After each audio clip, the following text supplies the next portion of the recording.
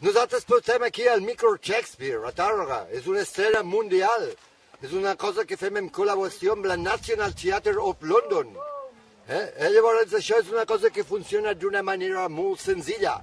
Entre la gent de 3 en 3 i a cadascú els hi posem uns cascos, uns auriculars, que li dieu vosaltres. Llavors la persona que està a la banda de dins de les capses, pels auriculars rep unes instruccions. Ell va fent el que li diuen. Això ho poses aquí, allò ho poses allà. Ell fa el que li diuen. Obedece, com a casa, obedece.